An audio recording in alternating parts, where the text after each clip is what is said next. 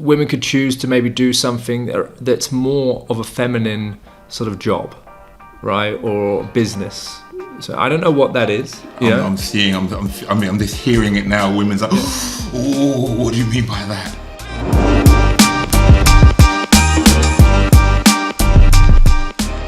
Everything that I teach, I've had to break through myself. So I remember I've got to a stage where I could go out and meet a girl, but there might not be the right one. It would just be because I just end up talking to that girl. It was just like, so, but it didn't really meet my criteria. It was just, I was responding to the situation rather than, I want that one. And then I go and, I'm able to create a conversation where we can bond over some chemistry, and then we want to see each other again. Like, you can do that, but I got to a certain point, I didn't have that ability yet. And then there's the other side of it, like, you might be able to score the girl, like the cracker, you're like, wow, man, I'm a king. But can you keep her? Have you got your other stuff sorted out? Have you got the foundation sorted out? Are you a resourceful man?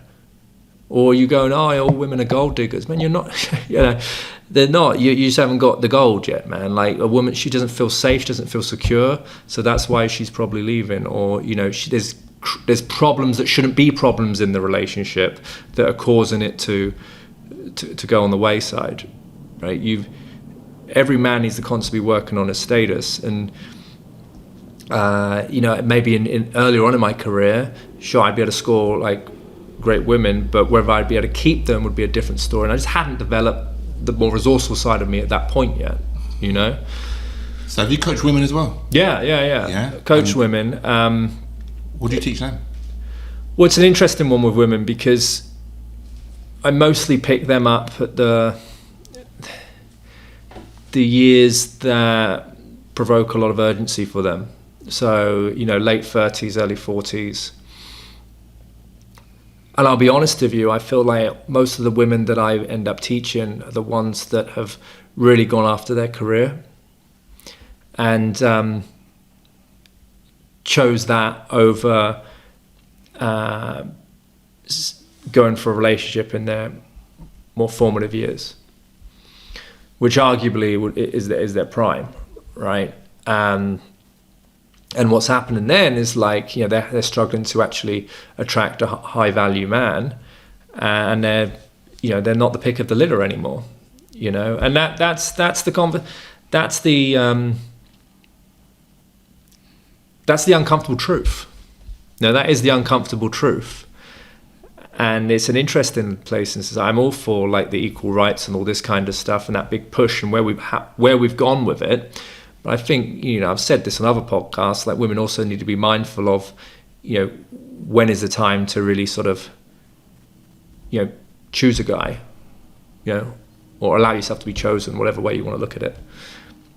You can still go after that career, but I think, and especially with the rise of like the cosmetics and the offerings of aesthetics and all that kind of stuff right now, it's giving women the idea that they're still as young as they look, but they're not, and that's why they're freezing their eggs, and that's why they're going for all these like other alternatives, because the body clock has changed, so that whole industry, I think fools women into thinking they've got longer than what they have. Again, it's great to have all that stuff for the upkeep of beauty and to meet certain standards, and but just being mindful. Where are we at? Where are we at right now? Where are we at right now?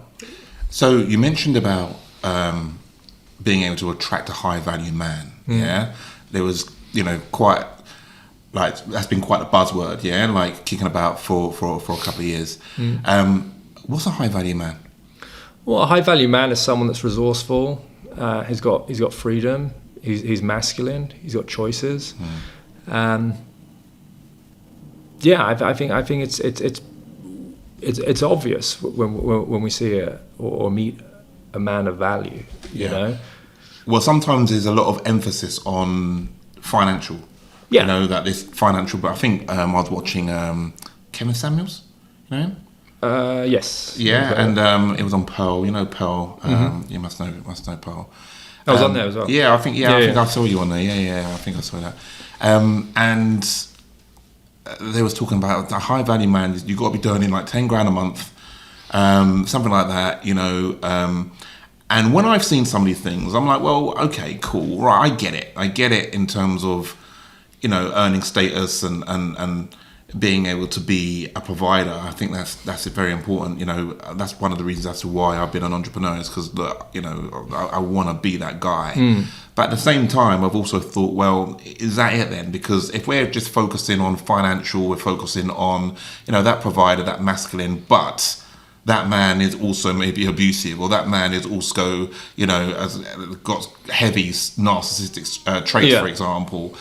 Is that still a high value man then? Do you get what I mean? Will we still put them in that same bracket, just because they're earning a certain amount or they carry themselves in a certain way?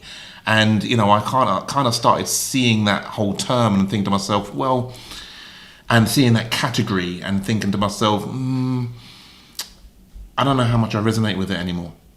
Do you get what I'm saying? Yeah, well, first of all, let's break down. I mean, like, in terms of the resources, I mean, I said this on an interview we did the other day, but like, too many of us haven't done the maths. Of course, it's at least got to be six figures. It's got to be at least six figures, and that's just for yourself, right? Like, how much is your mortgage going to be, or your rent for the year, right? And how much is your lifestyle going to cost you? How much is going out, having dinner, and then really, if you really want your partner to really step into her feminine, you've got to retire her. You would get her out of work. So how much is that cost, right? And then you got to start to think, well, I just got off the phone. I met up with a friend of mine last night, and he's talking about the healthcare bills that he has to pay. It's like $1,600 a week. Sorry. So there's three categories there. Yourself, your partner, and looking after the family. Like, that's well into, three figures. And you know what? If that's uncomfortable here, that's what it is. But that is what it is. And it's obviously going to differ from different places where you live, but if you're talking in like a major city, I mean, that's in London here. Yeah, so we're talking London. you need to be earning money. Yeah, that's realistic. Yeah. And do you know why not go for that? Why not go for that? I mean, when you've got those figures in your head, then you work yourself backwards from those figures, and you go, okay, cool. Well, obviously, maybe these behaviours are not going to get me to those figures, or this offer, or this way of doing business, or maybe I need to create a system or something like that, rather than doing this to get to those figures. I mean, by not doing it, you're being selfish, because you're simply just thinking about yourself. You're simply just thinking about what have you got to do to cover the rent and your groceries. Like, come on, man. Like, that's not a resourceful guy. That's not where a high value guy thinks. You got to start to think about, like, what's it going to cost to take myself, my family, and my partner out for dinner every week? Not just me and my girlfriend. I have conversation with guys thinking with price objection on the course and stuff. I go, God, is that how much it is? For like the 1 day workshops, that's $750. I go, dude, if we're having a problem with the price point on that, we can't really afford a girlfriend. I mean, let's be real. Your shoes are going to cost you 400 quid, and a dinner. I mean, last time I went for dinner, I mean, you're in for 300 quid, couple of drinks. Again, major city, right? It's gonna differ from place to place, but like, you get my point. Things cost money, so yeah, you got to get your head into that. So for people that are not entrepreneurs, a guy that he works in retail, works in in a shopping market, whatever it may well be. What's this guy do? He's listening to this podcast right now. We're talking about high value men. We're talking about earning six figures. Yeah. Okay. Well, straight away, it's like, well, what opportunities are here where I can earn more money?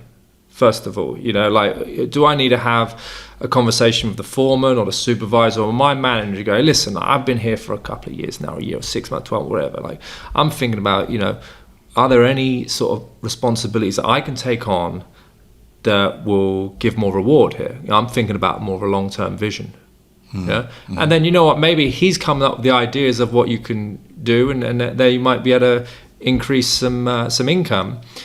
But again, like if that's like a 9 to 5, you still got that evening to do something. You know, that's what I did. You know, I had my family business I was working with, my 9 to 5, and I was growing my business in the evening. Like, yeah, I was working like a dog, and at times I felt sick. I was holding myself up against the wall and I was feeling ill, and yeah, it was a sacrifice. But once that shift had been made, I'd be able to do my passion full time, you know? So I think, yeah, don't think you're not part of this conversation we're talking about, you know, to the listeners. Maybe just maybe listen to this and start thinking, how can I level up? How can I up the game? You know, what's the new information I need to receive, or what are the conversations I need to have with people to get more income, more resources? What are the conversations I'm not having? You know. So yeah, I mean that's really important. And one of the things of what I would say is, if you are in this situation, then what you can always do is join the Serious About Success program. There you go. Which yeah, there you go. This is exactly what it is that we do. You know, we're taking, you know, people that have got a day job, and that's who we focus, targeting people that start their journey, that they want to go on to create a six figures. Because I do believe that it's really, really, really important. I do. You know, we're talking about high value man, and although yes, you know, what I'm saying is that, look, is it just money that makes you a high value man? I don't necessarily think it is. However, there's no two ways about it. Money is important. It really genuinely is. So, what about women then?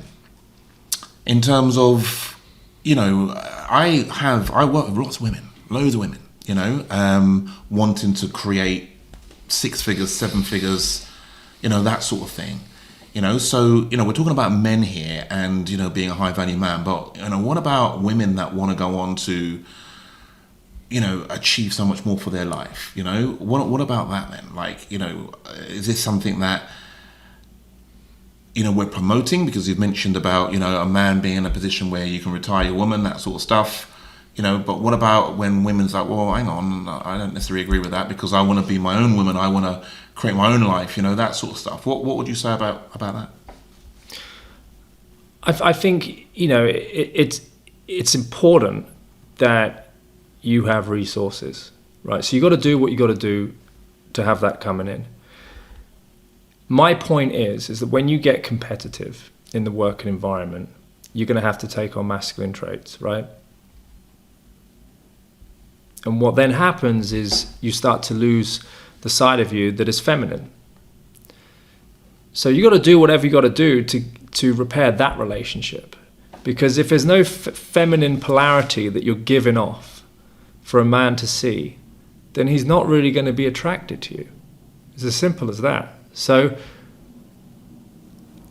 it'd be really cool if that women could choose to maybe do something that's more of a feminine sort of job, right, or business. So I don't know what that is. I'm just hearing it now. Women's like, oh, what do you mean by that? Yeah, but the truth is, like I'm telling you, like men just don't find women that are in their masculine attractive. Otherwise, they'll be wanting to date a bloke. Mm-hmm. You know, that's it. I mean, I don't care if not someone's uncomfortable. Like that's the truth. Mm-hmm. So something that's creative, something that's in the arts, something that where you can show off your femininity, like that's going to be attractive for a man, and you can also make money doing these things. You know, I don't know what those things are. I mean, there's a lot of femininity coaches that are out there, and I'm shouting from the rooftops for the work they're doing. I think is now more than ever is a great time to take up service like that, because women need help. You know, they've gone into the work environment, they've got competitive, they've got masculine, you know, they've got very independent, taking care of themselves. A guy turns up in their life and he's like, whoa, I don't even see space for me to do anything here. I'm feeling a bit emasculated. And it's not that he's a feminine man, it's just the woman is just so used to being independent because she's maybe been on her own for a while, you know, for a job, that she's just in habit of that. You know, so there needs to be more consciousness of how can I step back and let the man find his place within this dynamic? You know, and that, if you've been single for a long time, you know, typically because you've gone after your career, and that, these are things that you just might not be conscious of. Yeah. Well, look, Johnny, I am loving what we're saying, what we're talking about here. So, look, thank you so much for giving me a lot of your time today. You know, I do very much appreciate it. And look, some of the points of what you've made here, you know, I love it. I love what you said about that controversial, you know, that you know, having the balls to be controversial in business. That's probably one of my key takeaways from some of the things that we've been talking about today. All in the business of attention. Yeah, you know, I mean, you know, you look at like Gary Vee or someone like that. Yeah. You know, suddenly he's on stage doing a keynote and he's going, "Oh, fuck this, fuck that." So he's using controversy there. He's giving off the same message.